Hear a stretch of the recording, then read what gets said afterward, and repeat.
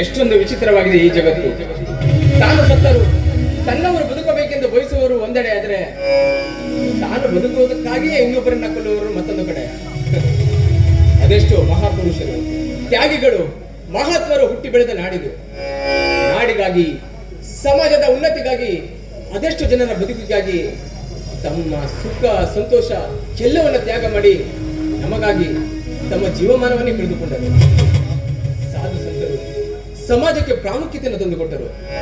ಧರ್ಮ ಸಂಸ್ಥಾಪಕರು ಮಾನವ ಧರ್ಮವನ್ನ ಎತ್ತಿ ಹಿಡಿದರು. ಸಮಾಜ ಸುಧಾರಕರು ಹಗಲಿರುಳೆನ್ನದೆ ಈ ಮಣ್ಣಿಗಾಗಿ ಬೆವರುತ್ತಿದ್ದರು. ಅದೆಷ್ಟೋ ಪುಣ್ಯ ಪುರುಷರ ನೆಲವೆಡೆಯಾಗಿದ್ದ ಸಮಾಜವೆಂದು ಕಿತ್ತು ಕಿತ್ತು ತಿನ್ನುವ ರಣಹದ್ದಿನಂತಾಗಿ ಪರಿವರ್ತನೆ ಆಗ್ತಾ ಇದೆ.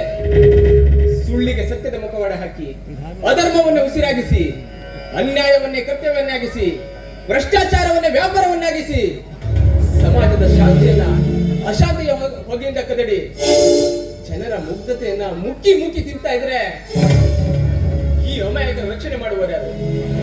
ಈ ಸಮಾಜವನ್ನ ಕಟ್ಟುವವರು ಯಾರು? ಮನದಲ್ಲಿ ಚಿಂತೆಯನ್ನೇ ತುಂಬಿಕೊಂಡು ಶತಪಥ ತಿರುಗುತ್ತಿದ್ದಾರೆ.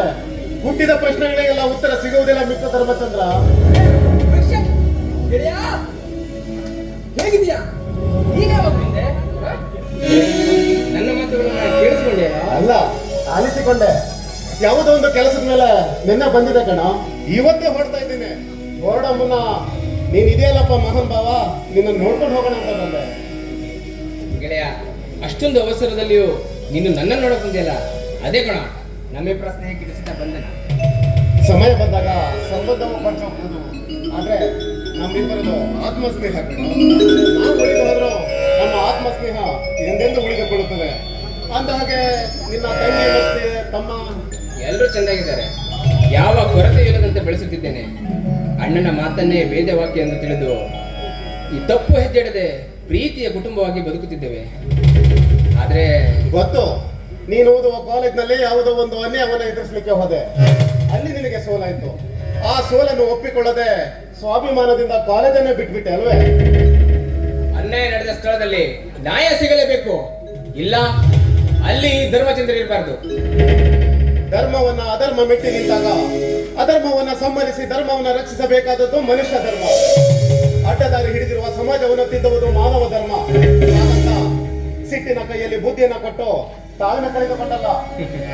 ತಾಳ್ಮೆ ತಾಳ್ಮೆ ತಾಳ್ಮೆ ಎಲ್ಲಿವರೆಗೂ ತಾಳ್ಮೆ?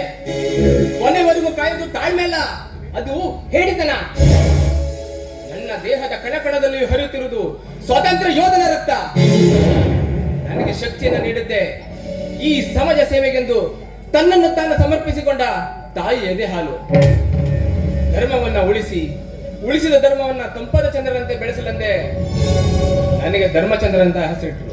ಸಮಾಜಕ್ಕೆ ಸಲ್ಲಿಸಿದ ಸೇವೆಗೆಂದು ಮರಣವಿಲ್ಲ ಧರ್ಮಚಂದ್ರ. ಆದ್ರೆ ಸಮಾಜವನ್ನ ತಿದ್ದುವ ಗುರಿ ಎಷ್ಟಿದೆಯೋ ಅಷ್ಟೇ ನಿನಗೆ ನಿನ್ನ ಸಂಸಾರದ ಜವಾಬ್ದಾರಿ ಕೂಡ ಇದೆ. ಹಾಗಂತ ಸಂಸಾರವನ್ನ ಮರೆತು ಜನ ಕಲ್ಯಾಣಕ್ಕಾಗಿ ನೀನು ದುಡಿಯುತ್ತಿದ್ದರೆ ಇದೇ ಸಮಾಜ ನಿನ್ನನ್ನು ಮೊದಲಿಸುತ್ತದೆ, ನೆನಪಿರಲಿ. ರಕ್ಷಕ, ಒಳ್ಳೆಯವರ ಅಟ್ಟಹಾಸ, ಕ್ರೂರ ದೃಷ್ಟಿಗೆ ಅದೆಷ್ಟು ಬಡವರು, ದೀನದಲಿತರು, ಅಮಾಯಕರು ಸುತ್ತು ಕೂಳಿಗೂ ಕೈ ಚಾಚಿ ಬದುಕುತ್ತಿದ್ದಾರಲ್ಲ, ಇದಕ್ಕೆ ಕೊನೆ ಬೇಡವೇ? ಕಾಲಾಯ ತಸ್ಮೈ ನಮಃ. ಯಾರ ಹೊಣೆ? ಕಾಲಾಯ ತಸ್ಮೈ ನಮಃ. ಕಾಲ ಕೂಡಿ ಬಂದಾಗ, ಬಡವರ ಅರ್ಥನಾದದ ಕೂಗು ಆಕ್ರೋಶಗೊಂಡಾಗ, ಬೇಡುವ ಕೈಗಳು ಸೋತು ಸಿಡಿಮಿಡಿಗೊಂಡಾಗ, ವಂಚಕರ ಪಾಪದ ಕೊಡ ತುಂಬಿ ಬಂದಾಗ ಕೊನೆಯಾಗಲೇಬೇಕು ಧರ್ಮಚಂದ್ರ. ಕಾಲ ಕಾಲವೆಂದು ಕುಳಿತರೆ ಕಬ್ಬಿಣವು ತುಕ್ಕು ಹಿಡಿಯುತ್ತದೆ. ಕಾಲವೆಂದು ಕುಳಿತರೆ ಗಟ್ಟಿ ಕುಳಿಗಳ ಕಬ್ಬಂದ ಬಾವು ಬಿಡುತ್ತಾ ಹೋಗುತ್ತದೆ. ಏಟಿಗೆ ಏಟು, ಸಾವಿಗೆ ಸಾವೇ ಸಿದ್ಧವಾಗಬೇಕು. ದುಡುಕಿಗೆ ದುಃಖ ಕಟ್ಟಿಟ್ಟ ಬುತ್ತಿ. ಸಮಯ ಬಂದಾಗ ನಾನು ನಿನ್ಗೆ ಕೈ ಜೋಡಿಸ್ತೇನೆ. ಆದ್ರೆ ನಿನ್ನನ್ನೇ ಮದುವೆ ಆಗಬೇಕೆಂದು ಸುಖ ಸಂಸಾರದ ಕನಸನ್ನು ಹೊತ್ತವಳು ನನ್ನ ತಂಗಿ ಸಂಪದ. ನಿನ್ನ ಈ ಆವೇಶದ ವರ್ತನೆಯಿಂದ ಅವಳು ಕಟ್ಟಿಕೊಂಡ ಸುಂದರ ಕನಸನ್ನು ಎಂದೆಂದೂ ಅವಶೇಷ ಮಾಡಬೇಡ. ರಕ್ಷಕ್, ಏನ್ ಹೇಳ್ತಿದ್ದೆ ನೀನು? ನಿನ್ ಮಾತಿನ ಅರ್ಥ? ಕಟ್ಟು ಸತ್ಯ ಕಣೋ. ನಮ್ಮ ಮಾತು ಎಂದು ಮೀರಲಾರದ ಸಂಪದಳನ್ನ ನಿನಗೆ ಕೊಟ್ಟು ಮದುವೆ ಮಾಡಬೇಕೆಂದು ನಾನು ನನ್ನ ತಂದೆ ತೀರ್ಮಾನಿಸಿ ಆಗಿದೆ. ಈ ವಿಷಯದ ಬಗ್ಗೆ ಅವಳ ಮುಂದೇನು ಪ್ರಸ್ತಾಪಿಸಿದಾಗ ಮೌನವೇ ಅವಳ ಉತ್ತರವಾಗಿತ್ತು. ಮೌನವೆಂಬುದು ಸಮ್ಮತಿಯ ಸೂಚಕ ತಾನೆ. ಹೇ, ಅವಳು ಎಂದಿದ್ದರೂ ನಿನ್ನ ಬಾಳ ಸಂಗತಿಯೇ ಕಣೋ. ದೈವ ಲಿಖಿತವೇ ಹಾಗಿದ್ರೆ ಅದನ್ನ ತಪ್ಪಿಸೋದಕ್ಕೆ ಯಾರಿಂದ ಸಾಧ್ಯ? ಹಣೆ ಬರದಲ್ಲಿ ಇದ್ದಂತೆ ಆಗಲಿ. ಅಂದಾಗೆ ನೀನು ಮತ್ತೆ ತಿರುಗಿ ಬರೋದು? ಕೆಲವು ದಿನಗಳಷ್ಟೇ ನಾನು ಅಂದುಕೊಂಡ ಕೆಲಸ ಸಾಧಿಸಲು ಒಂದೇ ಒಂದು ಮೆಟ್ಟಿಲು ಮಾತ್ರ ಬಾಕಿ ಇದೆ. ನಂತರ ಬರುತ್ತದೆ ಕಣ ನಿನಗೆ ಕೈ ಜೋಡಿಸಲು. ನೋಡು, ಮನೇಲಿ ಬೇರೆ ಯಾರೂ ಇಲ್ಲ, ನಾನೇ ನಿನಗೆ ಕಾಪಿ ಮಾಡ್ಕೊಡ್ತೇನೆ. ಬೇಡ ಕಣ, ಟೈಮ್ ಆಗ್ತಿದೆ. ಅರ್ಜೆಂಟಾಗಿ ಕೆಲಸ ಇದ್ರೆ ಬಸ್ ಮಿಸ್ ಆಗಬಹುದು. ಇನ್ನೊಮ್ಮೆ ಬರೋದಿದ್ದೇ ಇದೆ ಅಲ್ವಾ? ಖಂಡಿತವಾಗಿಯೂ ಬರ್ತೀನಿ. ಓಕೆ ಗೆಳೆಯ, ಬಂದ್ಮೇಲೆ ಮುಂದಿನ ಕಾರ್ಯದ ಬಗ್ಗೆ ಮಾತಾಡಿ. ಓಕೆ ಸರಿ.